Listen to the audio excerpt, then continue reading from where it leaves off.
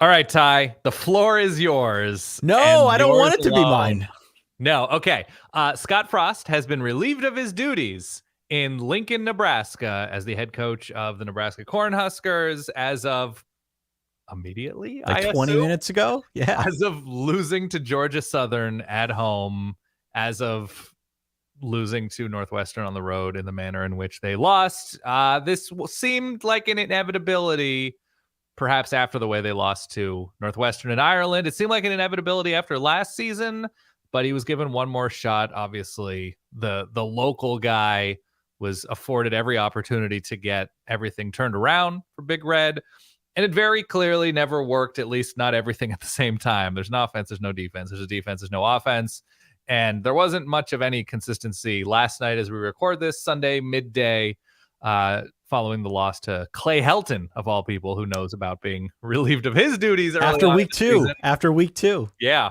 So Scott Frost is out. And so the surprise here was that his buyout goes down considerably, or was due to go down considerably on October 1st, on or after October 1st. But Trev Alberts, the relatively new AD at Nebraska, decided, nope, now is the time. Now is as good a time as any. We are going to be so flush with Big Ten money that just take it, just to go away. And I'm sure the words of Ed Orgeron, if you saw the clip of him speaking at some sort of Arkansas fan booster club this week, he relayed the story of, we're paying you the full amount. And Ed Orgeron said, all right, just tell me when to go and through what door. I don't know if you saw that clip. So what is your reaction in the wake of this breaking news? This comes to us via, I think we saw it from a confirmed account from Bruce Feldman of The Athletic. Yeah, I mean, my reaction is sort of a non-reaction, to be honest. It doesn't seem that surprising. I think we all saw the writing on the wall. We saw the writing on the wall, like you said, after last season. We saw it again after that opening week 0 loss in Ireland to Northwestern. Not just the fact that they lost, but how they looked in losing. It didn't feel like much had changed in the offseason, especially after all the hype in the offseason about how Scott Frost was changing things and some of the moves they were making to try and improve that program. And certainly losing to Georgia Southern, that was just the straw that broke the camel's back. Yeah. If you are a program, a storied program like Nebraska that aspires to get back to those previous heights, can't lose to the Sun Belt team. No disrespect to the Sun Belt. None intended. But can't lose to the Sun Belt team, especially on top of all the other strife in Lincoln, Nebraska. So and not like a machine of a Sun Belt team. No, exactly. One of Georgia Southern, Clay Helton. You're one under transfer. Yeah. Under Clay Helton. I suppose if Nebraska had come out and looked better, maybe even started 1-2, but looked better doing it. Yeah. At least on the defensive side of the ball, maybe it'd be a different conversation. But it almost seems as if the defense has gotten dramatically worse. Statistically, the numbers would point to that. And on top of the fact that this is already a program trying to find its way with new players and new coaches and what have you, it was only a matter of time. It was only a matter of time. The second we saw Georgia Southern win 45-42, I think we expected this was coming. When we recorded our podcast, we said, surely the Scott Frost era is over. They just have not announced it, right? Right? Yep. So here we are. Scott Frost is gone. So a couple of things that I think could point to the timing of it all. Nebraska is a proud program. There have been embarrassing losses. There have been embarrassing losses to programs that are far beneath Nebraska's footprint within the sport these last few years, this past decade, whatever. And even with some of the embarrassment that came with, Bo Pelini's big, angry personality, they won a bunch of games. They appeared in a bunch of big games, and certainly what he was able to do there, while didn't live up to the 90s standards or whatever of Nebraska football, they were winning. Right. So what happens now after this loss to Georgia Southern and after the loss to Northwestern, a Northwestern team that's probably not incredible, is you probably have people behind the scenes saying, I think I'm going to stop donating money if he's the coach next week or next month or for the season. I'm not enthusiastic about spending money on Nebraska football. Now, they're going to make a bunch of money from the Big Ten, but that could be a part of this conversation. And the other part of this conversation is a lot more tangible because, who knows how serious threats are like that behind the scenes. But the other part of this is locker room could be completely gone. You lose like that, you get people pointing fingers at each other. Scott Frost pointing fingers at each other. I'm all just making this up. I'm not reporting on anything, to be clear. But you can understand what a loss like that in the pressure cooker that is Nebraska football, what that could do internally to a program, especially like coming out of camp. There was the stuff of like the offensive linemen are throwing up 15 to 20 times a game. And then Northwestern clowns on that, statement after the game saying we only puke like twice during camp. And that Nebraska had reached this point of laughing stock in the national college football conversation, which it never should be. Maybe they're not going to be incredible. Maybe they're not going to be a perennial playoff program. They shouldn't be a laughing stock. And that's what they've reached. Like Scott Frost is looked at as somebody who has failed at Nebraska. And to sort of carry on that lame duck tenure through the month, through the year, like it's the old, Jeremy Foley, what must be done eventually should be done immediately.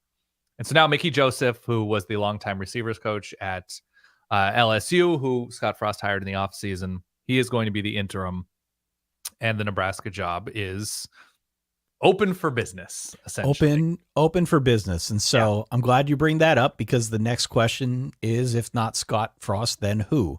Right. Couple names that have been bandied about. Some folks have mentioned Urban Meyer. Sure. Don't know how I feel about that one.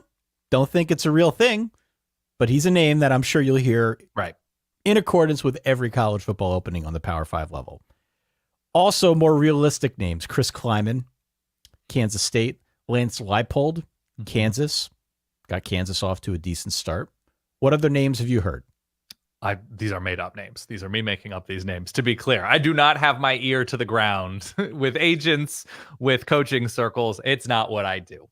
So, names that at least come from the footprint, the Upper Plains, that have any sort of connection to winning traditions in the area. You mentioned a couple in Chris Kleiman and Lance Leipold, both national champions, by the way, not on the FBS level, but national champions.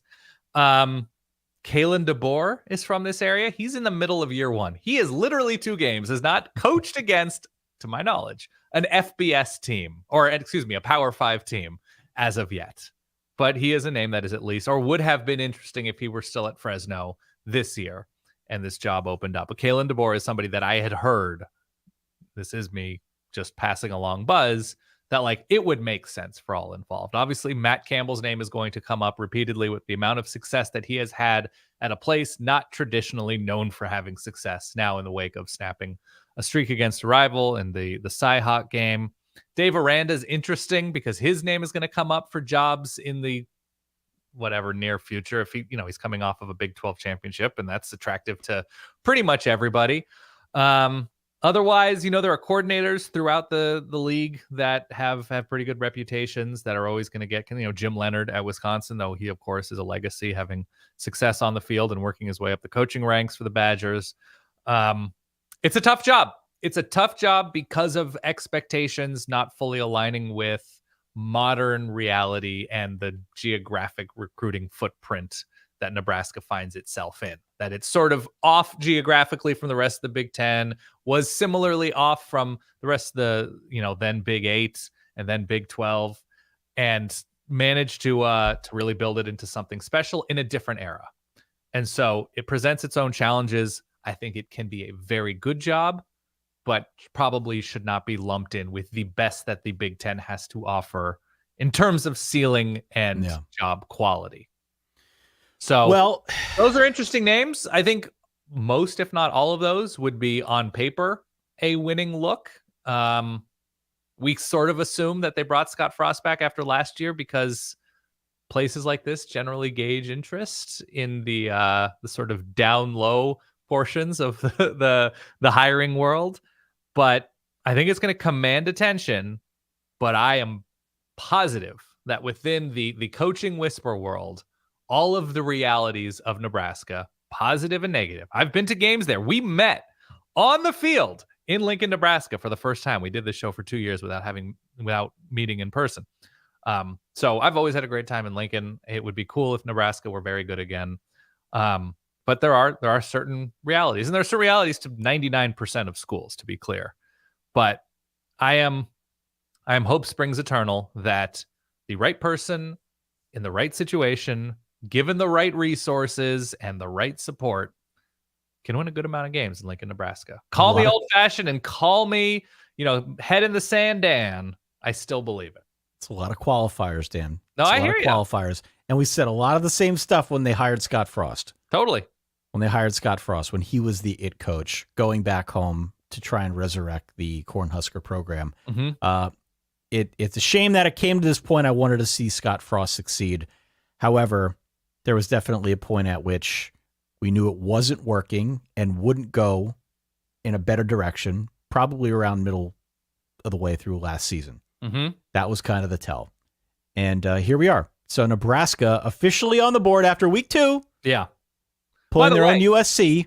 Yes. Getting on the board early, putting it out there, posting to LinkedIn, hey, we need a coach for 2023. Has the most likable Nebraska moment of the season been an air conditioning commercial?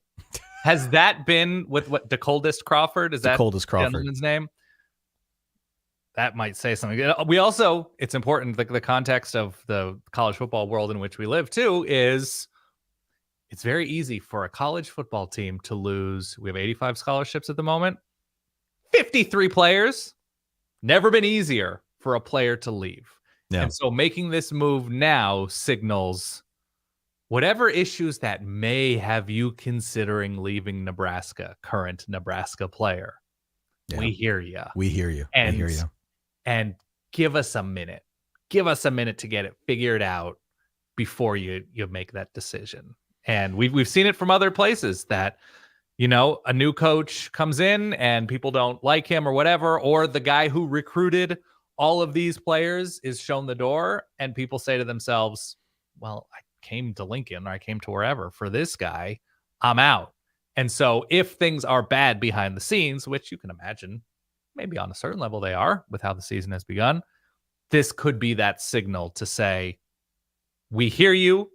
We are being proactive. We will eat the millions of dollars we could have saved by waiting to make this move in 2 or 3 weeks. And we're doing it now. Please don't go. Please don't go. Yeah. Well, look, let us know in the comments who you'd like to see Nebraska hire as its next head football coach. If there are any names that we didn't mention, I'm sure there will be names aplenty. Yeah. Over the next 10 weeks or so before we presumably have our guy here in Lincoln, Nebraska. But the news of the day, Scott Frost officially fired from his post as Nebraska head football coach. Much more to come on this story. Make sure you hit subscribe so you don't miss any of our videos. Stay solid. Peace. Take it easy. And you know what? Go Big Red.